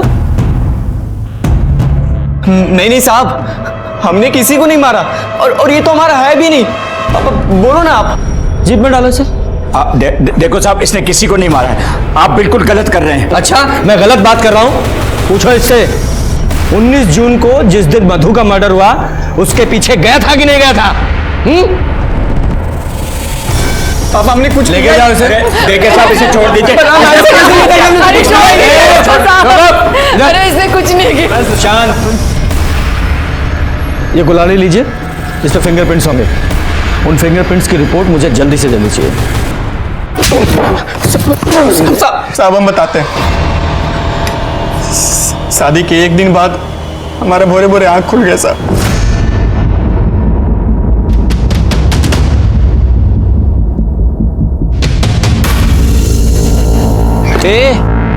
क्या चल रहा है? हाँ, कहाँ भाग गई वहां से? क्यों? तुम नहीं जानते? बाप बेटे मिलके धोखा दिए हमें। अब हमें वहां नहीं रहना। पगला गई होगा? नहीं रहना है हमको। अरे शादी हुआ है हमारा तुम्हारा। तुमसे नहीं, तुम्हारे मरे हुए भाई के साथ। इसका मतलब तुम अपने घर लौट गए और वो अपने घर? हाँ? जी सर। इतना खातिरदारी करेंगे ना तबीयत हरा हो जाएगा। सच बोल। साहब हम सच ही बोल रहे हैं साहब, झूठ नहीं बोल रहे। जैसे अभी तक सच बोल रहे थे। दो फर्जी शादी किए और दोनों का मर्डर। सही सही बताओगे कि रिमांड पे ले? अब हमने किसी का मर्डर नहीं किया है। हाँ बाबूजी, ये कहने पे हमने शादी की, फर्जी शादी। मतलब? मधु और सुमन ठीक ही कह रही थी। उसका ब्याह हमारे बड़े भैया से हुआ था साहब। पर वो तो 3 साल पहले ही मर गया था ना? हाँ साहब, 3 साल पहले बद्रे पे बीमार पड़ गए थे, तभी उनका डेथ हो गया साहब। उस समय हम लोगों का ठेकेदारी का बिजनेस भी सब फेल हो रहा था। अम्मा को एक बार हार्ट अटैक भी आ चुका था। फिर हमारे पुरोहित जी ने बोला बिन ब्याह मरा है वो। कौन? किसका बात कर रहे हैं पंडित जी? तुम्हारा बेटा बद्री। कलेश है उसकी आत्मा में, मुक्ति नहीं मिल रहा है उसको, और उसी का कोप पूरे परिवार को खा रहा है। क्या करें पंडित जी? करना क्या है? ब्याह कराओ उसका। पगला गए क्या पंडित जी? मरे हुए आदमी का ब्याह होता है, होता है। कैसे? हमारे माँ बाप बद्री भैया के लिए लड़की भी ढूंढने लगे। ये सब हमारे नाम से हो रहा था। मैंने नाम और चेहरा हमारा। चौबे जी, हमने तो मधु से पहले ही कह दिया था कि शादी से पहले अपनी पढ़ाई उड़ाई पूरी कर लो। बेटा चाय दो सबको। फिर बारात चढ़ा और विधि विधान से हमारा और मधु का शादी भी हुआ। फिर शादी के बाद मधु को घर लेकर आए तो पंडित जी ने ओम सहना भवतु सहना भवतु सवीरम कर्मा भवे तेजस्विनावतीतमस्तु मा विदुषा भवे। ओम शांति शांति। यजमान, गठबंधन का वक्त हो चुका है, गठबंधन करिए।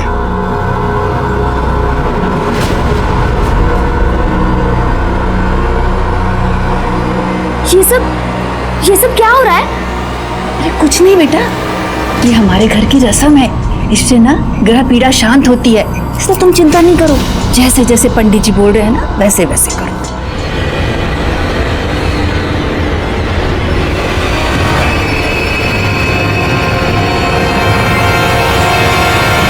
फिर एक दिन बाद मधु घर से भाग गई। मधु के जाने के बाद पंडित जी के बोलने पर हम लोगों ने फिर से दूसरी लड़की देखनी शुरू कर दी और इस बार हम लोग एक गरीब घर की लड़की फाइनल की सर।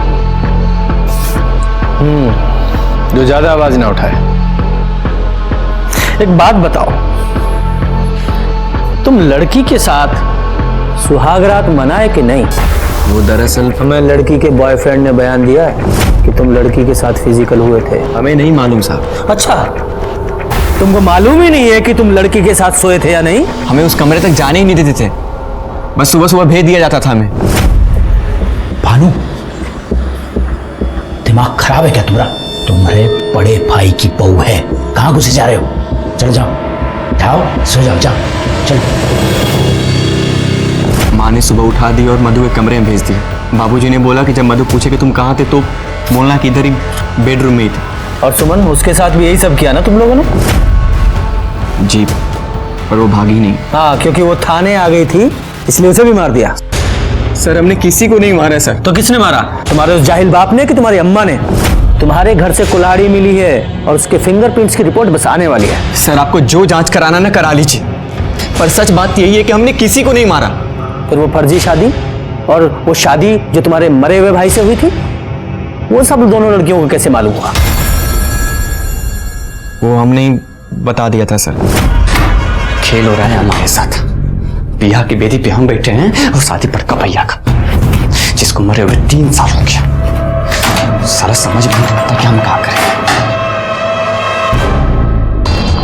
सुनिए, क्या हुआ? आप थोड़ा देर भी बैठकर हमसे बात काहे नहीं करते हैं? अम्मा से जाके पूछो ना, शादी हमारे साथ हुआ क्या तुम्हारा? मतलब ही कि तुम्हारा शादी हमारे साथ नहीं, बड़के भैया के साथ हुआ है। हाँ, ये जो 3 साल पहले मर चुके हैं। और जब यही बात सुमन ने पुलिस को बताई तो उसे मार दिया तुम लोगों ने? साहब हमने किसी को नहीं मारा, कितनी बार बोले। जा, इसे लॉकअप में डालो। यहाँ के दाल भात खाएगा ना तो सब कुछ उगलेगा। सर, पर सर हमने जो भी किया बाबूजी के कहने पे किया। हाँ, उनका भी नाप लेंगे हम। चल, कुछ नहीं। हम पुलिस वाले अच्छे से समझ रहे थे कि ये लल्लन चौबे फैमिली कोई दूध की धुली नहीं है, और इस केस का भेद खुला भी जब इस केस का मास्टरमाइंड पंडित मुन्नीलाल ओझा सामने आया। आप ही थे ना जिन्होंने उस मरे हुए लड़के से दोनों लड़कियों की शादी करवाई थी? जी, तंत्र विद्या में होता है। अच्छा, तंत्र विद्या में लड़कियों का शारीरिक शोषण भी होता है? जा, चल। आओ लल्लन चौबे, ये पंडित जी ने सब बता दिया है। वो लड़कियों का शोषण सब कुछ बता दिया है। पंडित जी ने तो गंडा बांधा था हमको, पहले खुद गए और फिर। अब सुहाग रात का रस्म पूरा होगा। और करेगा कौन? तुम्हारे बेटे बद्री की आत्मा हमारे शरीर में वास कर रही है। अब वो जो भोगेगा हमारे माध्यम से भोगेगा। मतलब? विवाह का सुख वो हमारे शरीर से भोगेगा। फौजी, ये दूध ले लो बेटा, पी लो, सगुन होता है। लो।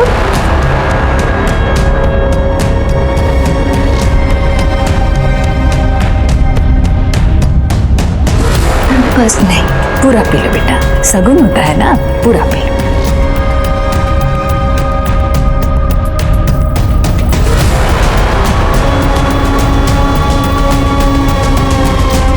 खेल हो रहा है हमारे साथ। बियाह की बेदी पे हम बैठे हैं और शादी पर कपैया का। सारा समझ में नहीं आता कि हम क्या करें।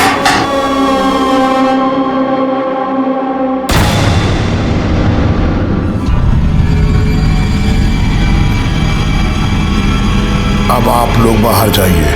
हाँ।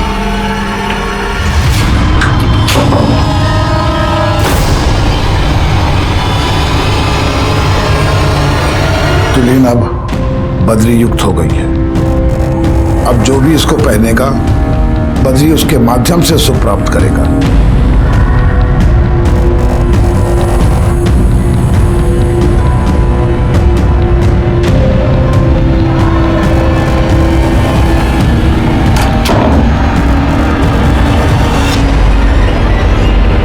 तो और किस किस को गंडा बांधा था?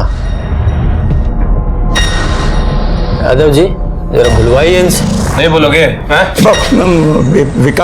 विकास को तो हम ही दिए थे गंडा। और कौन कौन था? गांव में है 2-4 लोग और भी। और सुमन के साथ भी?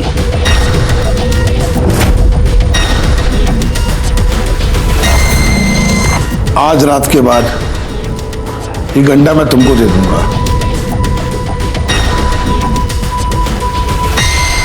नौने आदमी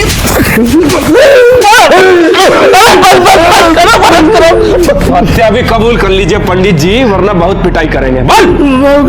कोई हत्या नहीं करी हमने, कसम से कोई हत्या नहीं करी हमने। चौबे तुमने?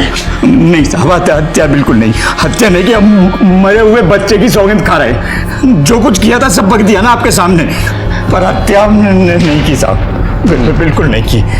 यादव जी, इन्हें यहीं चढ़ाओ, बलात्कार और जालसाजी का केस लगाओ। बैठो यहाँ पे।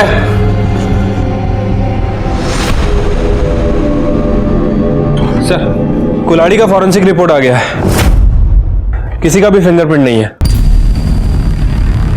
यादव जी, दो बातें हो सकती हैं। कातिल ने कुल्हाड़ी से फिंगरप्रिंट्स मिटाए और चौबे परिवार के घर में छुपा दी, जिससे हमारा शक उन पे जाए। या फिर ऐसा भी हो सकता है कि चौबे परिवार ने यह काम किया हो और कुल्हाड़ी अपने यहाँ छुपा दी, जिससे हमें ऐसा लगे कि चौबे परिवार को फंसाया जा रहा है। साहब, सर राजेश राय की कॉल डिटेल्स। सर मधु के मर्डर के टाइम इसका मोबाइल वहीं पर था। तू तो कह रहा था कि तू मधु को छोड़कर चला गया था। पर सर ज्यादा दूर नहीं जा पाए, बहुत सेल्फिश है हम, बहुत कमी नहीं।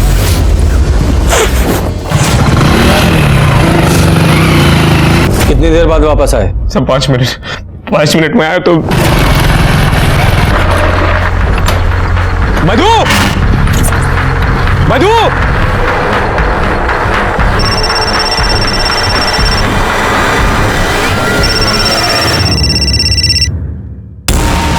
मधु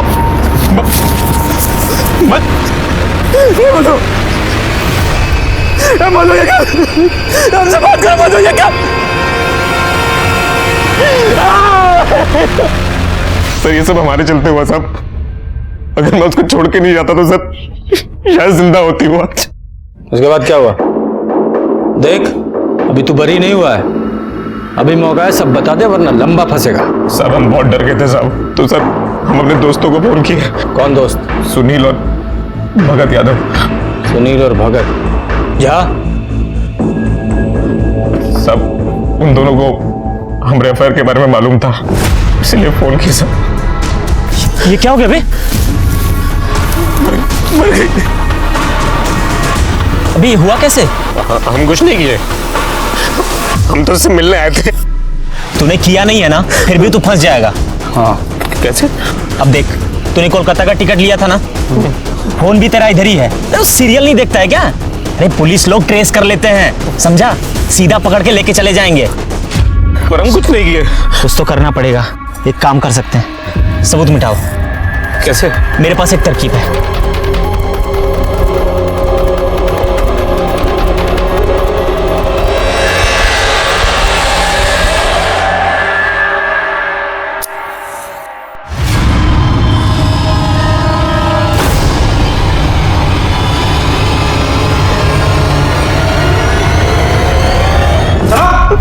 हाँ, यही है ना तुम्हारे साथ के वो दो महारथी, तुम्हारे दोस्त? सर हम तो बस दोस्त की मदद करने की नियत से सब किया साहब। और कौन कौन था तुम्हारे साथ? कोई नहीं सर, सूटकेस हम अपने घर से लाए सर, और पेट्रोल दोस्त से मंगवाया था सर। काहे कि वहाँ पेट्रोल पंप पे सीसीटीवी लगा है सर।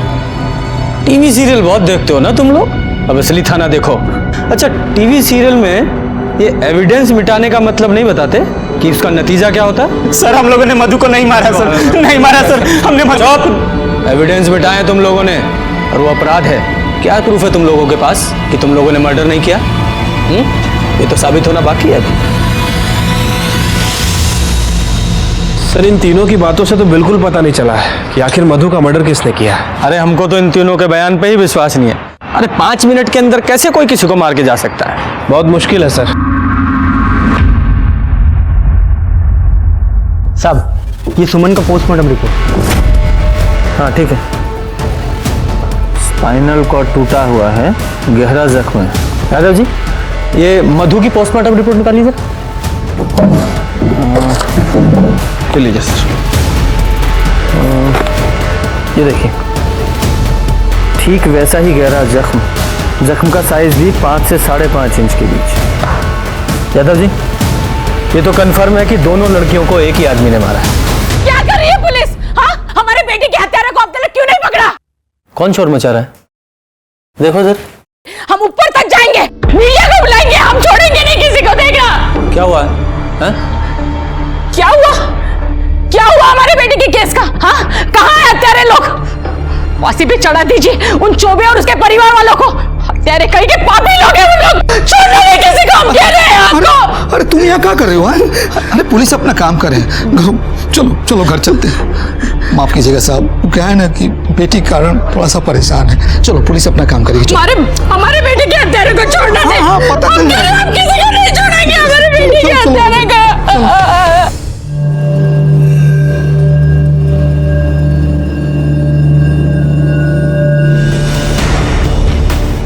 यादव जी, एक काम करो, जिस रोज सुमन की हत्या हुई उस रोज की और उसके आसपास के 2-4 दिन की इस केस से संबंधित सभी की कॉल रिकॉर्ड्स निकालो। ठीक है सर। कुल्हाड़ी पर किसी की भी उंगलियों के निशान नहीं मिले थे। ऐसा लग रहा था कि सबूत मिटाने की कोशिश की गई है। इस केस से जुड़े सभी लोग किसी और ही पहलू की दस्तक दे रहे थे। दोनों लड़कियां 2 अलग परिवारों से थीं, लेकिन सबूतों को देखने से लग रहा था कि दोनों को मारने वाला कोई एक ही है। पर वो था कौन?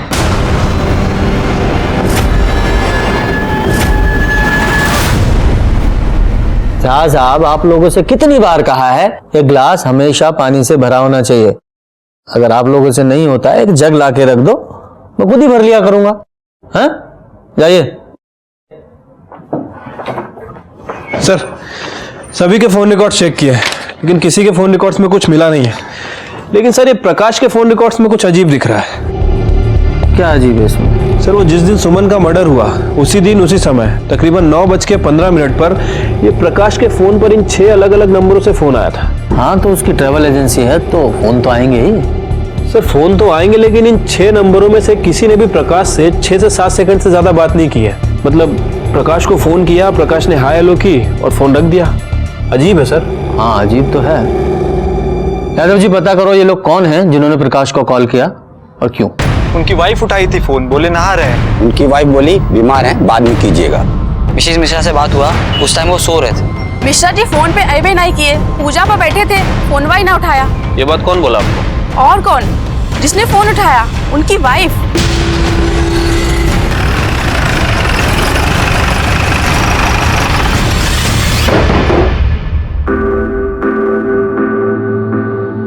मिश्रा जी कहाँ है? बुलाइए जरा। क्या बात है? वो मार्केट गए हैं। अच्छा, जैसे 14 अगस्त को गए थे? मतलब मैं समझी नहीं। यादव जी,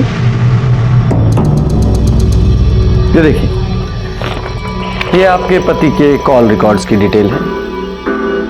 14 अगस्त को सुबह 9:15 बजे के आसपास आपके पति के मोबाइल पर 6 अलग अलग लोगों के कॉल आए थे जो आपने उठाए थे। एक बार वो बीमार थे, दूसरी बार स्नान करने गए थे, फिर वो पूजा कर रहे थे और भी कई चीजें। कैसे कर लेते हैं आपके पति इतना सब कुछ एक साथ? बोलिए। वो हम कह दिए ना, हमें याद नहीं है।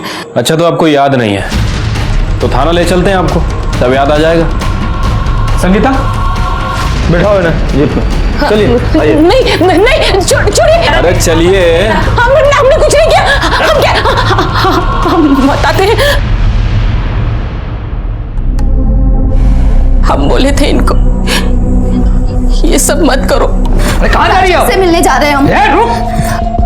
मतलब ये हुआ कि अभी ससुराल से भाग के आई है, अब फिर दोबारा मुंह में करिखा पोतने के लिए बाहर जा रही हैं? हमने अपना मुंह काला नहीं किया, आप लोगों ने हमारा मुंह काला किया। आप लोगों की इज्जत बचाने के लिए हमने अपनी खुशी की बलि चढ़ा दी। लेकिन अब बस, अब ना हम किसी के बारे में नहीं सोचेंगे, अब हम अपने बारे में सोचेंगे। मधु, मधु, कौन? आप रहने दीजिए, हम बात करते हैं उससे। मधु, अरे चुप रहो तुम, सर पे चढ़ा के रखा है इसको, हैं? पूरे गांव में इज्जत चली जाएगी हमारी। चुप रहो तुम। मधु, दरवाजा खोल मधु। अरे मधु, मेरी बात मत सुन। अरे मेरी बात तो सुन। अरे नहीं है ना हमें। मधु बेटा, सुनो तो मेरी बात। मधु,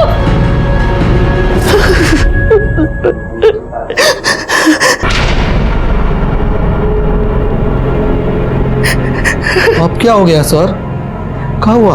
वो हम सब बता ही दिए।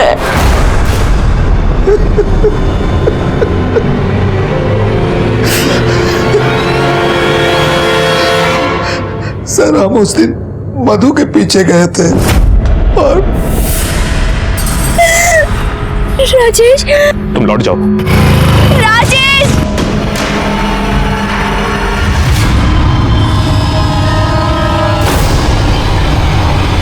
इज्जत के लिए बेटी को मार दिया, लौटा इज्जत। और सुमन को मार के क्या हासिल हुआ? उसको भी आपने मारा ना? हम जानते थे सर कि एक दिन मधु का लाश पुलिस को मिलेगा और पुलिस का पूरा शक जो है लल्लन और उसकी फैमिली पर जाएगा। और उस शक को पक्का करने के लिए सुमन को मार दिया। जी सर, सुमन ने हमारा कुछ नहीं बिगाड़ा था सर, लेकिन उन लोगों ने उसकी भी लाइफ बर्बाद कर दी थी। एक दिन मुझको पता चला कि सुमन ने उन लोगों के ऊपर केस किया है, तो उस दिन से उसके घर में हम निगरानी रखने लगे थे। और परसों सुमन जब इंतकाम लेने वाला इंसान हमेशा दो कब्र खोदता है, एक उसकी जिसको वो मारता है और दूसरी खुद की। हमने प्रकाश मिश्रा उसकी पत्नी को हत्या और आपराधिक षड्यंत्र के मामले में गिरफ्तार किया और साथ ही चौबे परिवार को धोखाधड़ी, बलात्कार और महिला उत्पीड़न के आरोप में गिरफ्तार करके चार्जशीट दाखिल की। मधु मिश्रा के परिवार ने चौबे के मंसूबों को नहीं पहचाना। शादी के एक दिन बाद ही जब बेटी घर वापस आ गई और उसने बताया कि उसकी शादी फर्जी है, तो भी उन्होंने उस दस्तक को नहीं सुना। नतीजा, बेटी हाथ से निकल गई और उधर चौबे परिवार भी दस्तकों के प्रति बहरा बना रहा। कभी कभी इंसान अपने मतलब के लिए अंधविश्वास पर भी विश्वास करने लगता है, जरूरत से ज्यादा उससे उम्मीद बिना उसके अंजाम को समझे। इसी के साथ मैं सीनियर इंस्पेक्टर रंजीत ठाकुर आपसे विदा लेता हूँ। कल फिर मिलेंगे। सतर्क रहिए और देखते रहिए क्राइम पेट्रोल दस्तक। मकसद बताना नहीं, बचाना है। जय हिंद। क्राइम पेट्रोल के ऐसे ही मजेदार एपिसोड्स देखने के लिए हमारे चैनल को सब्सक्राइब करें